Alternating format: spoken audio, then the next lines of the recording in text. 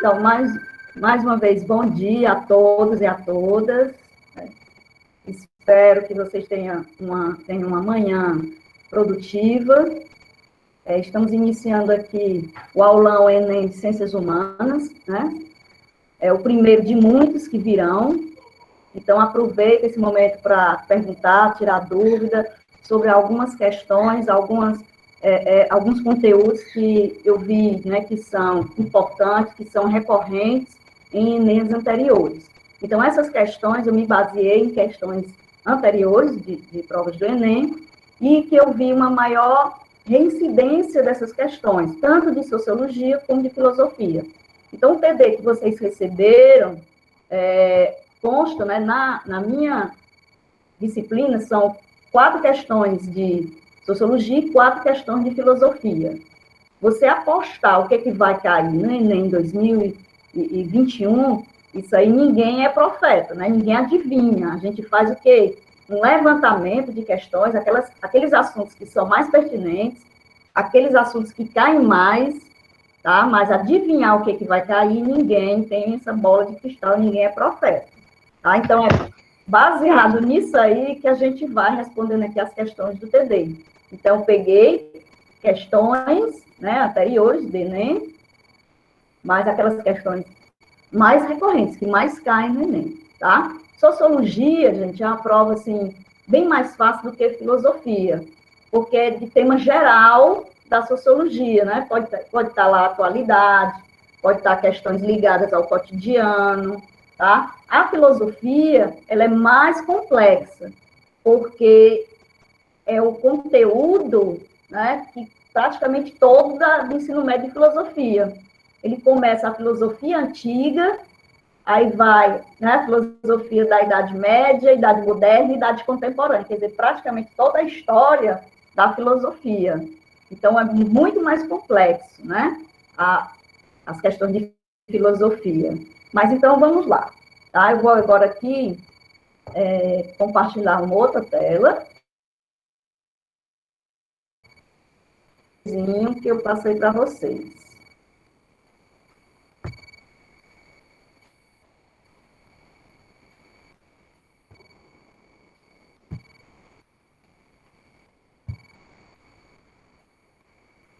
Pronto, aí vocês estão conseguindo ver o TD? Sim. Está começando. Sim, professor. Então, vamos lá. Pronto, agora apareceu. A gente vai iniciar aqui com sociologia, certo? Uma de Enem de 2017, de um artigo da Constituição, né? A nossa última Constituição, que é a Constituição de 1988, tá? Então, a questão diz o seguinte: são reconhecidos aos índios sua organização social, costumes, línguas, crenças e tradições, e os direitos originários sobre as terras que tradicionalmente ocupam, competindo à União demarcá-las, proteger e fazer todos os seus bens. A persistência das reivindicações relativas à aplicação desse preceito normativo, né, dessa lei, desse artigo, tem em vista a vinculação histórica fundamental. Aí diz lá, letra A, etnia e miscigenação racial, sociedade e igualdade jurídica, espaço e sobrevivência cultural, B, progresso e educação ambiental, bem-estar e modernização econômica. Então, esse artigo, né, está relacionado em que ponto, né, desses que eu citei aqui, certo? A questão é mais ou menos isso. Então, ele fala, pessoal, né, comentando aqui a questão, antes de ir para a resposta, tá? Eu acho que vocês já devem ter respondido, já sabem aí qual é a resposta, né? Mas faz necessário aqui um breve comentário, né? Até porque a gente está passando assim por um momento, né, crítico, né, de conflitos ali nas regiões, né, onde existem tribos indígenas, certo?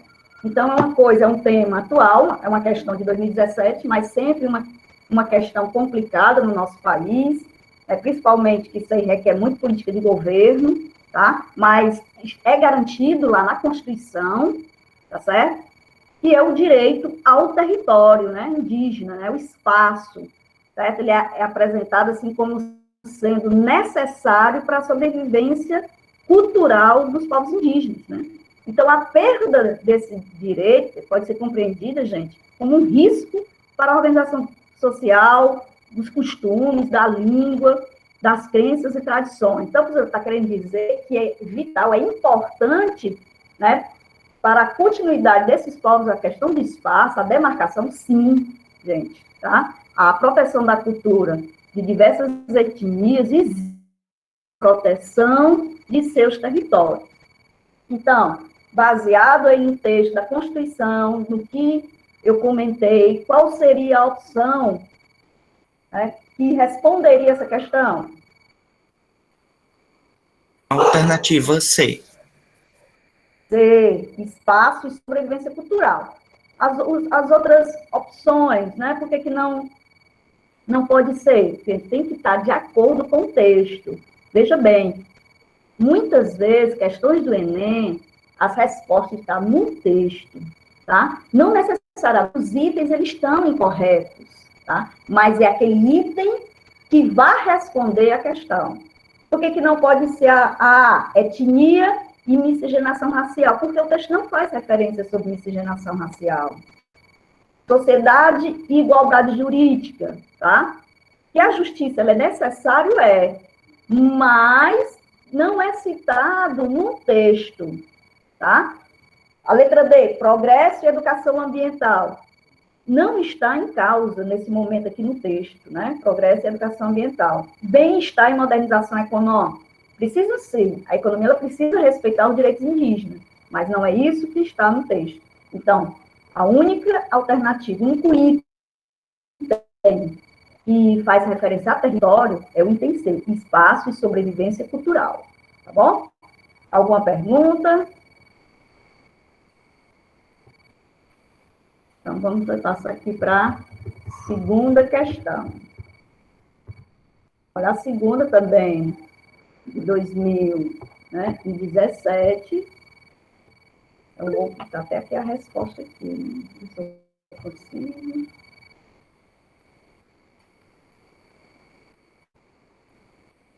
Pronto. Marquei de vermelho que é a resposta. Tá? Vamos lá.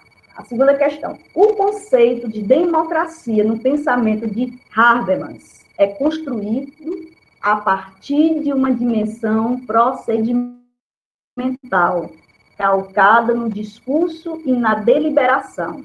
A legitimidade democrática exige que o processo de tomada de decisões políticas ocorra a partir de uma ampla discussão pública, para somente então decidir. Assim, o caráter deliberativo corresponde a um processo coletivo de ponderação e análise, permeado pelo discurso que acontece a decisão, né? De Habermas, modernidade e democracia liberativa. O conceito de democracia proposto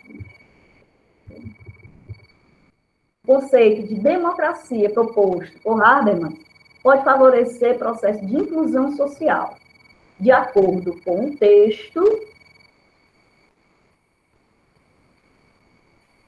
para que aconteça, né, essa democracia.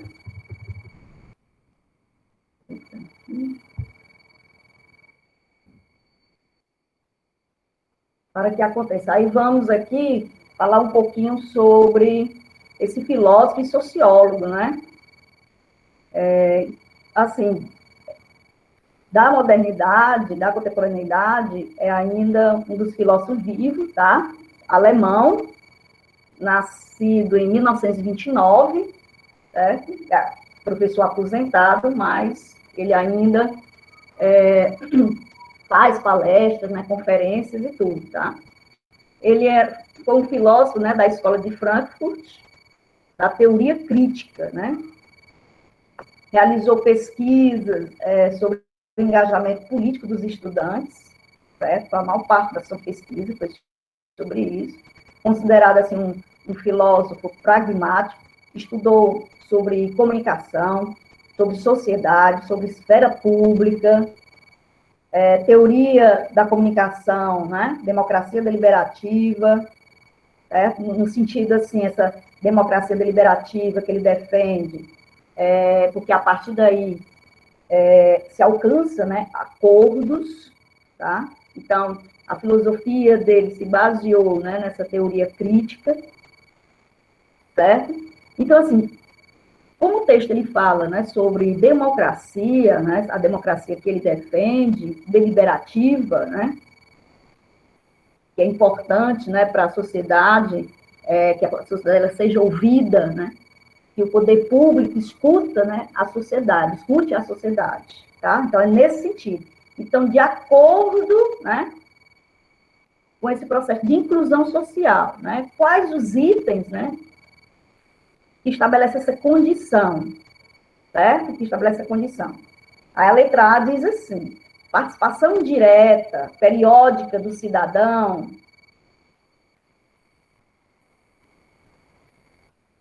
Quando se diz assim, ó, periódico, quer dizer que não é sempre, né? Não é contínua, porque a democracia liberal que Habermas defende é uma democracia deliberativa contínua, né? Não que acontece em períodos, por isso que a letra A, ela é incorreta, né? Não pode ser a letra A. A letra B, o que vocês acham? Debate livre e racional entre cidadãos e Estado, o que vocês acham? Vocês conseguiram fazer essa questão? Professor, Ou acredito que seja a alternativa B. debate livre e racional entre cidadãos e Estado, para se chegar a alcançar acordos, né? Essa democracia que ele defende, né? Um debate, né, de forma racional entre o Estado e o cidadão. Não da forma que acontece no nosso país. Muitas coisas são definidas pelo Estado sem a consulta, né, da sociedade. Eu vou dar um exemplo para vocês aqui, que cabe muito nessa questão aqui da democracia deliberativa, que a nossa democracia, ela realmente, ó, a gente pode dizer que vamos dizer assim, de fachada, nossa democracia. Estavam, né, discutindo sobre um preceito lá da Constituição, sobre a questão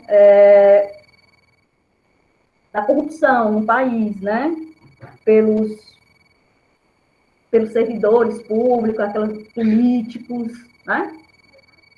Então, eles querem mexer nesse dispositivo porque atinge aos próprios políticos. Muitos dos nossos políticos respondem com processos, né? Processos administrativos, por peculato, nepotismo, enfim, é uma série de crimes, né, que os políticos cometem e que se mexerem, né, nessa lei, aliás, foi até aprovada pela Câmara já, certo? Já foi até aprovado. Então, eles não podem, né, serem, no exercício deles, não serem mais condenados, né? O próprio presidente da Câmara, né, ele responde, né, a processo. Então, isso aí foi o que a gente debateu entre eles, a sociedade não participou. E com muitas outras leis, né, que eles debateram entre eles e a sociedade não foi chamada, né, não foi consultada. E é o contrário, né, do que Habermas defende, né, que essa democracia deliberativa é a participação contínua, né, sempre da sociedade. Isso é que é uma verdadeira democracia, tá? Aí a letra C, interlocução entre os poderes governamentais, quer dizer, uma democracia pautada, certo, no poder, né? Pautada no poder dos governantes, tá? Olha só. Aí a letra D, eleição de lideranças políticas com mandatos temporários, né? Aí propõe um amplo debate e não como reforço da democracia representativa, né? A letra E, controle do poder político por cidadãos mais esclarecidos. Isso aí é uma sofocracia.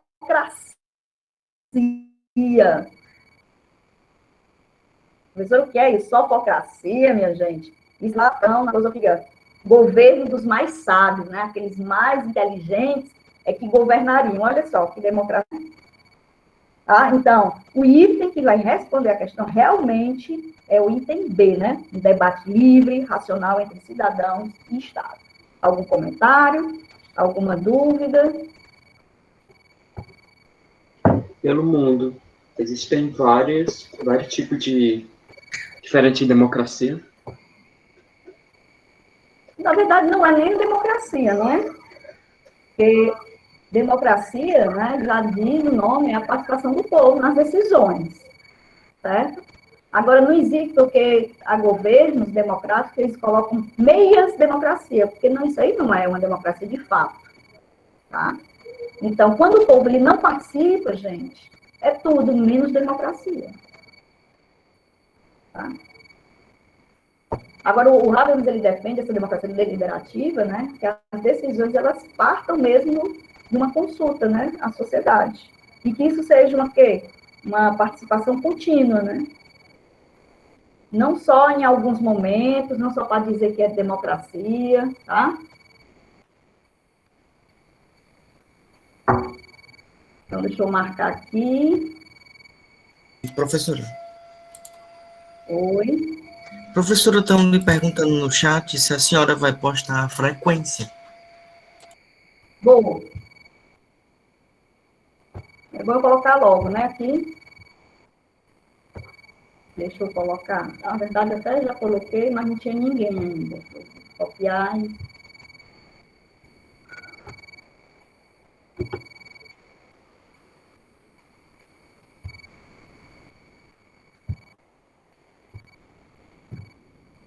Pronto.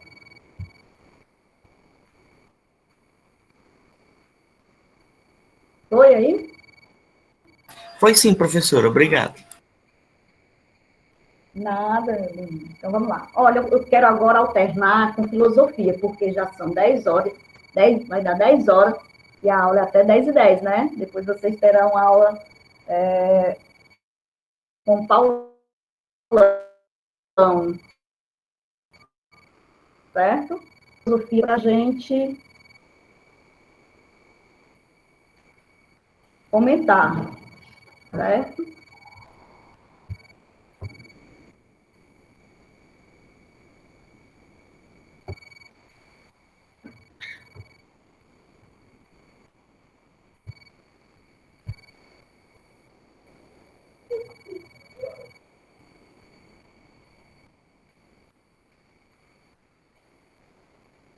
Olha, tem uma questão, é a questão 5, né? Começa aí, a questão 5, filosofia, então, que é do Enem de 2019.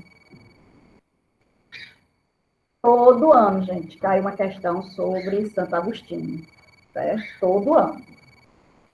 Se não cair dessa vez... Então, vamos lá, olha.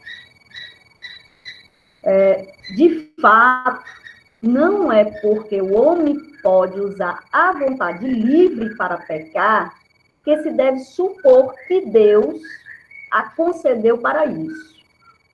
Há, portanto, uma razão pela qual Deus deu ao homem esta característica, pois sem ela não poderia viver e agir corretamente. Pode-se compreender, então, que ela foi concedida ao homem para esse fim, considerando-se que se um homem a usa para pecar, recairão sobre ele as punições divinas. Ora, isso seria injusto se a vontade livre tivesse sido dada ao homem não apenas para agir corretamente, mas também para pecar. Na verdade, porque deveria ser punido aquele que usasse sua vontade para o fim para o qual ela lhe foi dada. Nesse texto, né, de Santo Agostinho, um filósofo cristão, Agostinho de Hipona, né, a antiga Argélia, na África, né? Agostinho de Hipona sustenta que a punição divina tem como fundamento, tá? Então, isso aqui é Santo Agostinho no livre-arbítrio, né? Textos básicos de ética. Olha, Santo Agostinho, ele viveu século depois de Cristo, né? 354 ao ano 430 depois de Cristo, né? Foi, assim, um dos mais importantes teólogos e filósofos dos primeiros anos do cristianismo. Foi bispo de Hipona, né? Essa região atual da Argélia, certo? Influenciado por filósofos da antiguidade, como Platão, Aristóteles, Sócrates e outros, certo? Uma das ideias principais defendidas por Agostinho é o livre-arbítrio, né? Santo Agostinho. Deus dotou os seres humanos de autonomia, certo? Mas a finalidade é a possibilidade de agir livremente e não para pecar. O pecado é um efeito da capacidade humana de falhar no uso da sua liberdade, devendo assim pagar, né, prestar contas com ele. Isso é a punição divina defendida por Santo Agostinho, tá? Porque, ó, o mal em Santo Agostinho, gente, certo? Em Santo Agostinho, é o amor por si mesmo, né? Ele só se ama, ele gosta de si. E o bem é o amor por Deus, certo? Então, lendo esse texto aqui, o que essa punição divina ela tem como fundamento, certo? Aí vamos lá, o que vocês apostariam, o que vocês colocaram quando se depararam com essa questão? Quais foram os itens?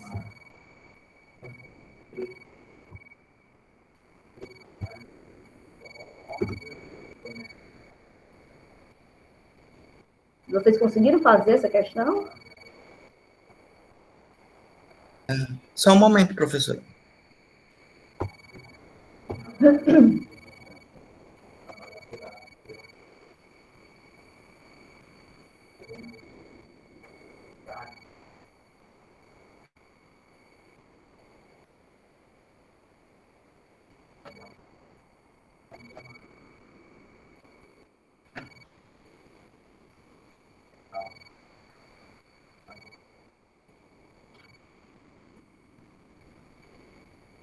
Ó, vou aqui comentando aqui as opções. Vocês não conseguiram fazer essa?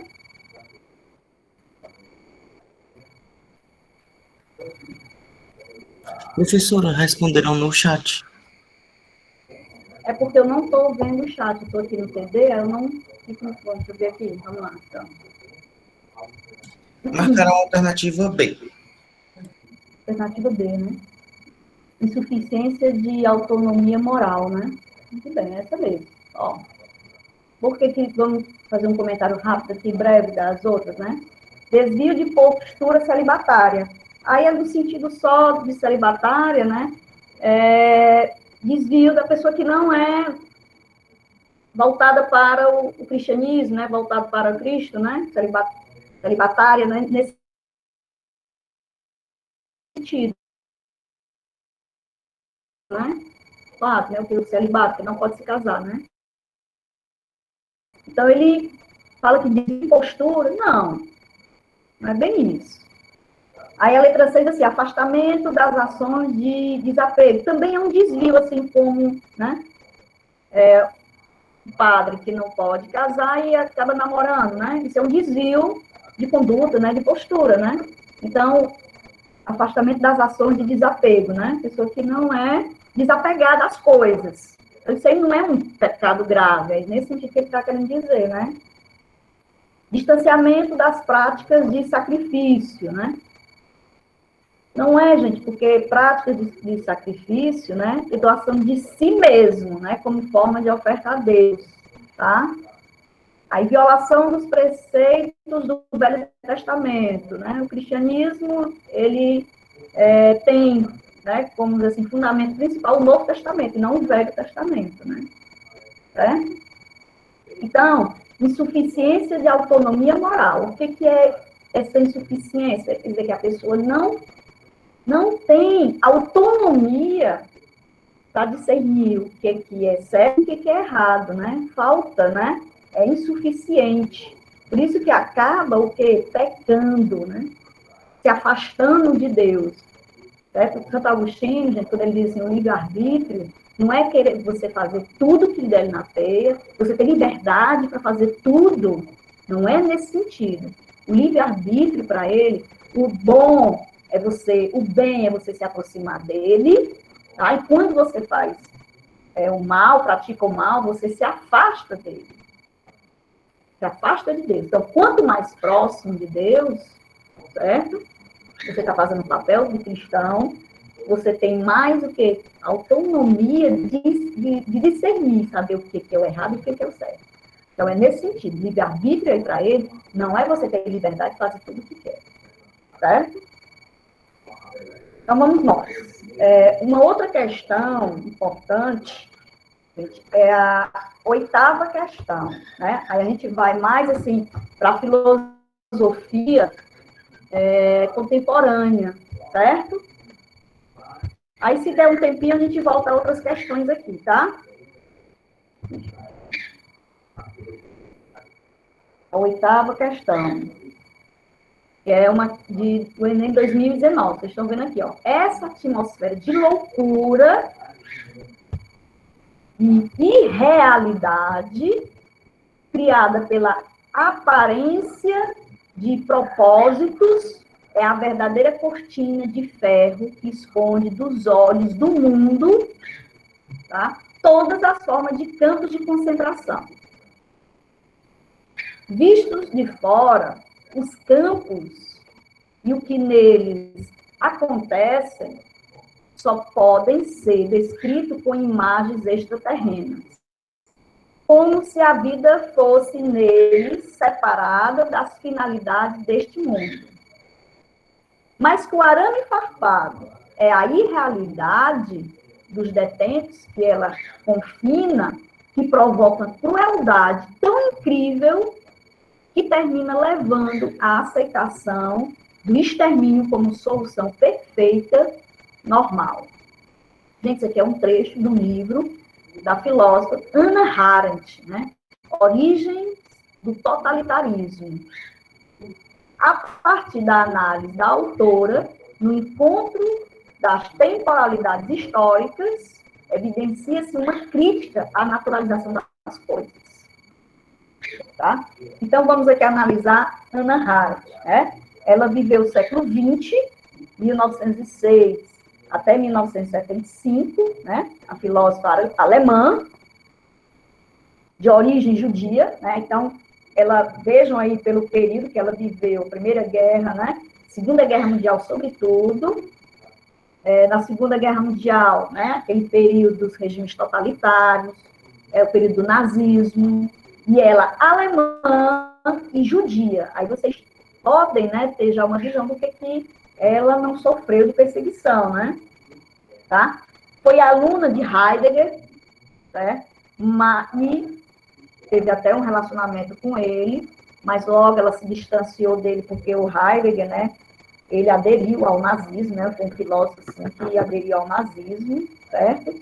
Ela foi presa pela Gestapo, Hannah Arendt, certo? E, assim, ela sempre, a sua vida nesse período, né, da Segunda Guerra Mundial, foi de exílio, né? Então, da Alemanha, ela foi para outros países da Europa, né, em onde o regime nazista, né, invadia, ela tinha que sair, e até que ela se estabeleceu nos Estados Unidos, onde ela se naturalizou, né, por toda a sua vida, tá? Nas suas obras, ela defende e se trata, né, sobre essa questão, sobre a banalidade do mal, certo? Na obra dela, do regime totalitário, né, ela defende que o mal não é uma força metafísica, né, que veio assim, né, se você nasceu mal ou que vem de uma outra força, não. E sim que existem questões históricas e políticas que acabam que te influenciando, né, para o mal. Então, é porque ela foi muito criticada por ela dizer isso, sabe? Quando terminou o regime nazista, né, que houve o Tribunal de Nuremberg, né, e que ela escreveu um artigo defendendo isso. Ela foi muito criticada, né, por seus colegas, né, por filósofos que era contra o nazismo, mas não que ela tenha sido a favor, defendido o nazismo, mas ela viu uma coisa importante, gente, e que hoje a psicologia, a psiquiatria, ela, né, percebe isso, que o mal, ele é construído, né? O mal, né? O mal, ele pode ter influência de questões históricas e políticas. Vocês devem ter assistido, né, o filme do Coringa. O Coringa não era uma pessoa má, perversa, né? Ele foi construído. Então, é nesse sentido aí que ela coloca, sabe? Ela jamais assim, aceitou, né, o argumento de que os crimes dos governantes devem ser avaliados junto dos seus acertos, né? Deve ser, tudo que eles fizeram de mal deve ser analisado de forma separada, tá? Então, isso aí foi a Hannah Arendt, né, uma grande filósofa da contemporaneidade, vários livros falando sobre o momento, né, dos regimes totalitários, sobretudo aquilo ali, certo? Tem tempos aí, não tem? Professora, seria a alternativa D?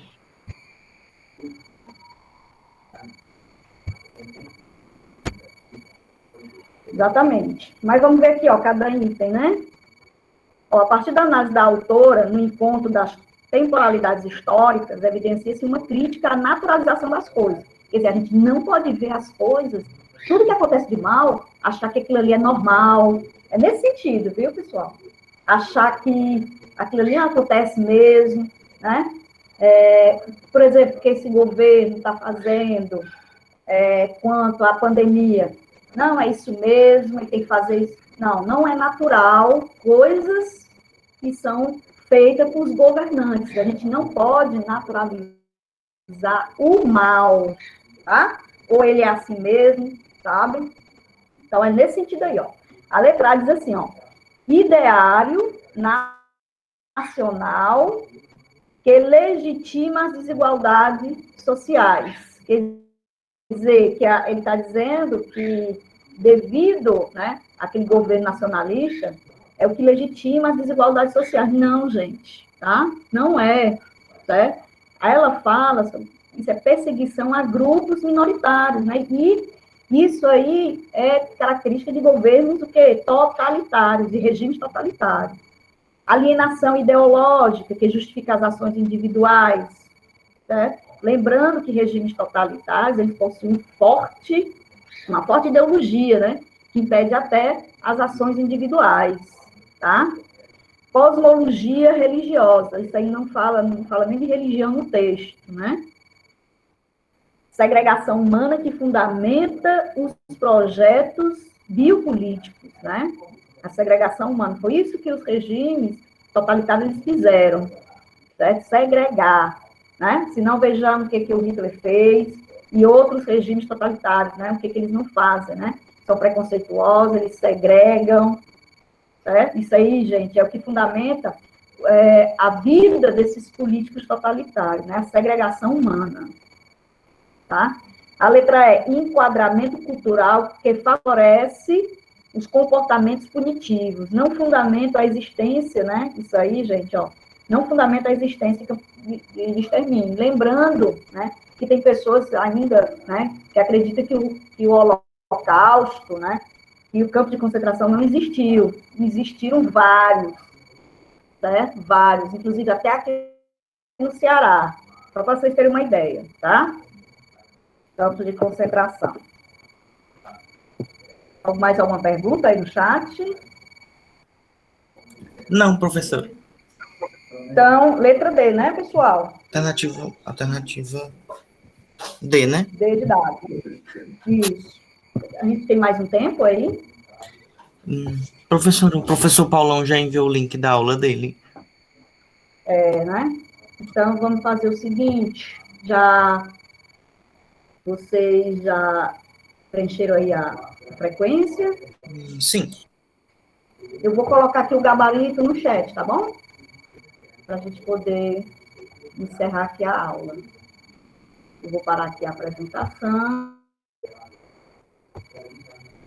Diga ele que tenha calma só 2 minutos, porque a gente atrasou também, né?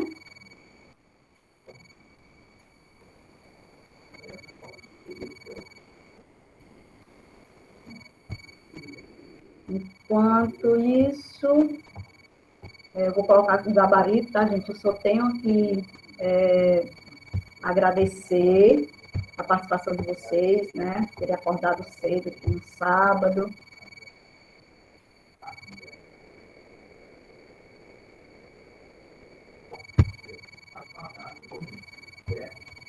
Deixa eu fazer aqui o gabarito. Vamos ter mais momentos assim, né, pessoal? Então, a primeira foi a C.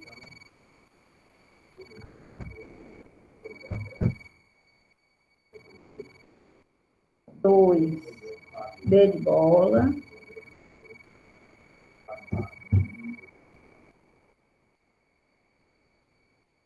Três, é.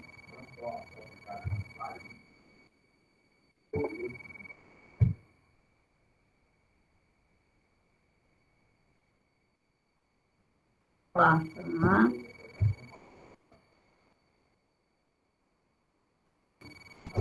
Quinta, B de bola.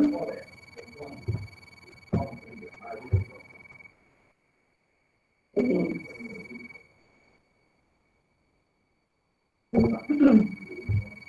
Sete. A.